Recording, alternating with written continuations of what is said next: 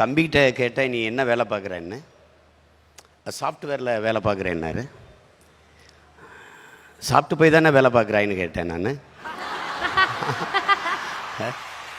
அலைபேசி புதுசாக இருக்கே அப்படின்னேன். ஆமாண்ணே, இது 13Gன்னாரு. செல்ஃபோனில் எத்தனை ஜியும் வரலாம், 11G 13G 14Gலாம் வரலாம். ஆனால் கஞ்சி விவசாயி நாங்கள் தான் ஊற்றணும். எல்லாரும் நினைக்கிறாங்க காசை கொடுத்தா கடையில் காய்கறி ஃப்ரெஷ்ஷாக கிடைக்குங்கிறாங்க.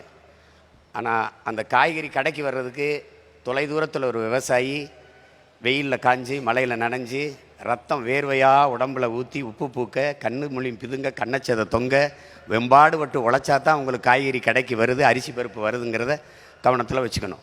விண்வெளியில் பறக்கிறோம், வானூர்தியில் பறக்கிறோம். வளர்ச்சி வானூர்தியில் போகிறவனுக்கும் பூமியில் இருந்தால் சோறு போகணுங்கிறத கவனிக்கணும். நீங்கள் எந்த நாட்டிலையும் கார் இல்லை செல்ஃபோன் இல்லைன்னு புரட்சி வந்ததில்லை. ஆனால் நீரும் சோறும் இல்லைன்னா அங்கே புரட்சி வராமல் இருந்ததில்லை.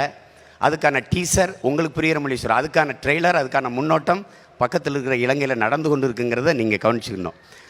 நீங்கள் கொரோனா வந்தது, காசு இருந்தது, யாரும் நகை கடைக்கு போய் நகையை வாங்கி வைப்போம்னு நினைக்கல, ஜவுளி கடைக்கு போய் புதுதாக துணி எடுத்து சேமிப்போம்னு நினைக்கல, ஷோரூமில் போய் புதுசாக கார் வாங்கிட்டு வரும்னு நினைக்கல. எங்கே மளிகை கடை திறந்துருக்கு, எங்கே காய்கறி கடை திறந்துருக்குன்னா நீங்கள் தேடினீங்க. அப்படின்னா உணவின் அவசியத்தை நீங்கள் புரிஞ்சுப்பீங்கன்னு நினைக்கிறேன். உலகத்தில் வேளாண்மையை கைவிட்ட எல்லா நாடுகளும் பிச்சை எடுக்குது.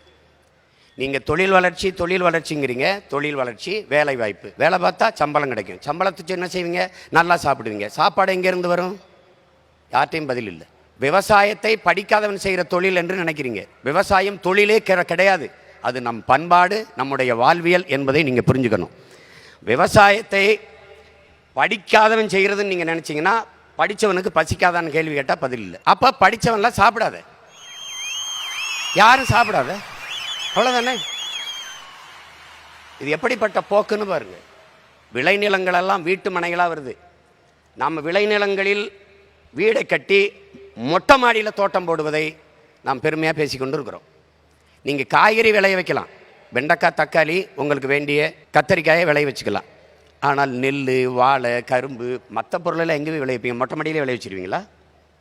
அப்போ எவ்வளோ பெரிய பேராபத்தை நோக்கி நாம் நகர்ந்து கொண்டிருக்கிறோங்கிறத நீங்கள் கவனிச்சுக்கணும். இலவசமாக அரிசி வருது அப்படின்னு நினைக்கிறோம். எத்தனை நாளத்துக்கு இலவசம் கொடுத்துட முடியும்னு யோசிக்கணும். ஒரு நாள் யோசிக்கணும்.